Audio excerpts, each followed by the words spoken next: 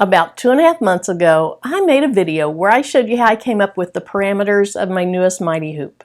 I also showed you how you can come up with the corner radius as well as the center point. After that, I showed you how to plug all that information into a Smartstitch embroidery machine. Now when you do that, unless you upload your own picture, Smartstitch just puts up a very generic picture of a hoop. When I put those things into my Smartstitch machine, I like to upload a customized picture. Well, after that recent video, someone asked me, could you do a video showing how you make your picture in Canva? That's what we're going to do today. The first step in this process is to take a picture of your hoop. I take the picture with my phone, then because I use my computer when I design, I transfer the picture to my computer using AirDrop. But any way that you can get your picture to your computer is fine. You can even email it to yourself.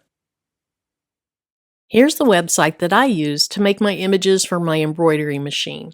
It's canva.com. Now this is a free site, but I do have a paid version of it, so there's certain things that I can do that people without the paid version can't do. And we'll talk about that as we go through this. So in Canva, I have my designs. Mainly those are YouTube thumbnails. You can go to templates and you can search for different templates. And then there's Canva AI, which I've never used. So let's go back to my designs. And then I'm going to click right up here where it says create.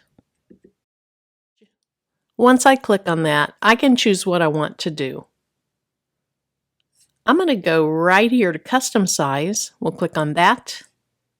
And then I'm going to use an 8" by 8". This is just what I do. If you want a width and a height that's not in your recently used, you can change it right here. If you do that and you're not going by pixels, change this to inches first. But for me today, I'm just going to click on this so that I can make an 8" by 8" design.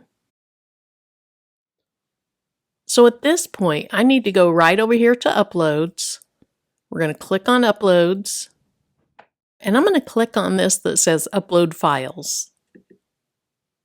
That took me to my desktop. If I needed to be elsewhere, I could just click right here and I could choose somewhere else to be. But I want my desktop. Now you can see my picture is right here. So let's go ahead and select it and I'll say Upload. Now what that does is it makes those images that you upload available to put in your design. And I'm not sure why the picture isn't showing up, but let's go ahead and double click on it and here it is. And when I double clicked on it, it came in twice. So I'll go ahead and hit the delete key on my keyboard to delete one of those. All right, so let's go ahead and make this larger. And it's a little bit crooked, but we can fix that here in just a minute. Now at this point, I'm going to go right here to BG Remover.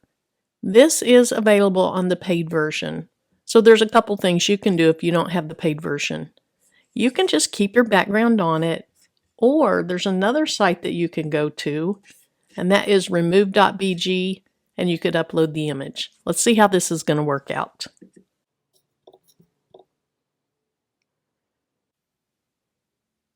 Okay, that looks pretty good. And then I would probably go, even though it says edit in Canva, I would probably go right here, I'd download that to my computer, and then I'd take that image into Canva. So that's a workaround if you don't want to have the background in it and you don't have the paid version of Canva. All right, let's see how well Canva does at removing the background. I just clicked on it and I'm going to go right up here to BG Remover. We'll click on that. And you can see it's doing the same thing that it did in that other website. Now it is a little crooked, so I'm just going to put my cursor on this and then I'm going to click down my cursor and I'm going to rotate it just a little bit so that it's straighter. And then we're still going to make this larger. And you can do that by dragging the corners. Let's make it a little bit straighter yet. I think that looks good. I want to add some text. So I'm going to go right here where it says text. I'm going to click on that. And then I'm going to say add a heading. This is the font that I'm currently using. It's this Canva Sans. That is fine with me, but if you want to change it, you click right here, and then you can find the font that you want. For these, I just want bold and big and plain. because I'm going to have to look at them on that smaller screen, the screen of my embroidery machine. So I'm going to get rid of all of that, and I'm going to type Mighty Hoop. All right, let's click off of it, click back on it, and then I'll just move it up. Now that's a little large. Let's make that smaller. You can do that by clicking right here. And then I want to add the size of this Mighty Hoop. It shows the size right here, 6 1/4 inches by 8 1/4 inches. Now that is not the true stitching area. The stitching area is much smaller. To find the stitching area, you can go to HoopMaster's website. You can look up your hoop under your brand of machine, and it'll tell you there. But we're going to go right back over here. We're going to say add a heading, and then I'm going to type in here 6.25, and then the inch sign by, or a small x, 8.25 inches.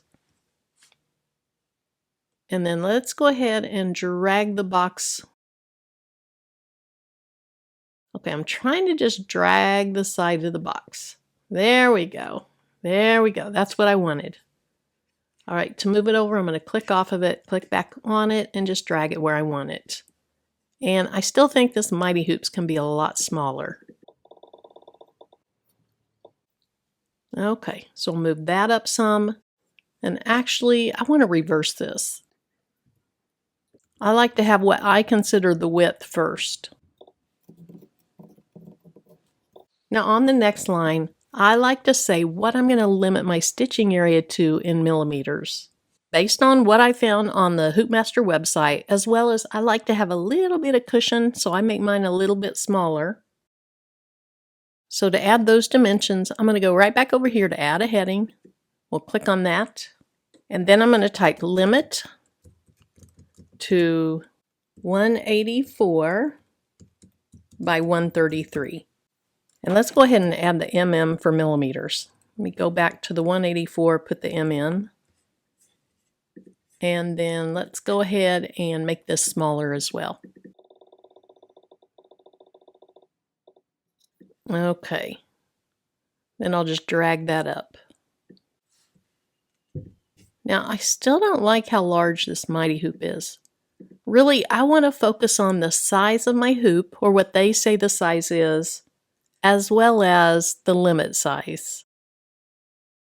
So I'm going to make this a little bit larger. And I think I'm pretty happy with that. I'll move this down just a tiny bit. Now down here, just to be consistent with all my other hoops, let's click add a heading again. I'm going to type the word general, open parentheses, 184 by 133. And I'm trying to remember if that comes up automatically in the system based upon my parameters, or if I actually had to type this in here. So let's go ahead and type it for now and see what we get. All right, I made it smaller, and then I'm going to move it down. Okay, sometimes you have to click off of it, back on it, then you can move it. Now I can see this is in the center now because you see that kind of pink line that's going up from the center. I want to do that with everything else on the page. So let's go ahead and click on this.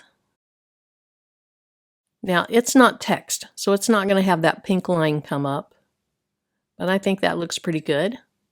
Let's click on this and kind of move it until we see the center line come up. Let's do the same with this one, and then the words Mighty Hoop. I'm happy with that, so now I'm going to go ahead and click on the share. That basically means save or take it to a site, whatever you want to do with it, and then I'm going to download it. So I'll click on download.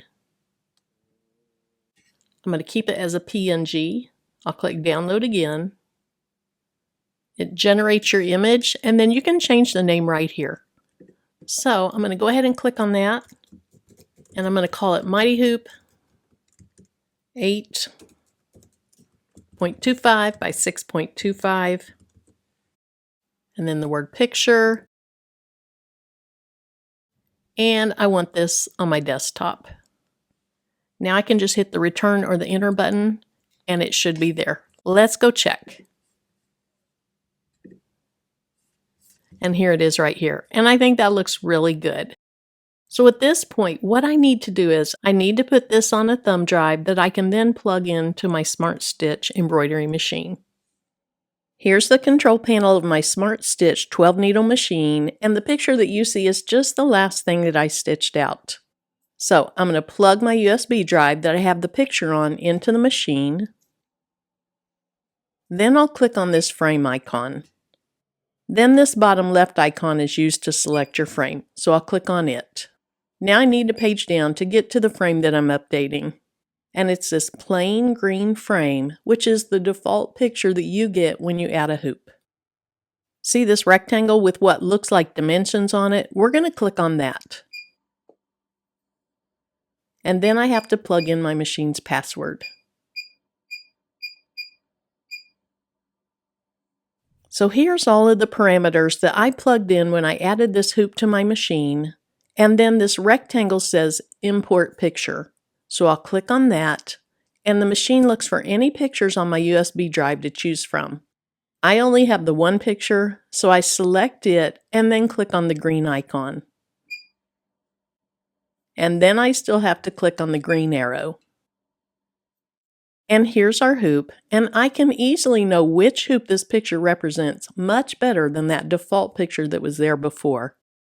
Now I see the general information below the picture came in from the machine automatically, so I can delete that part from my design and re-upload it later if I want to.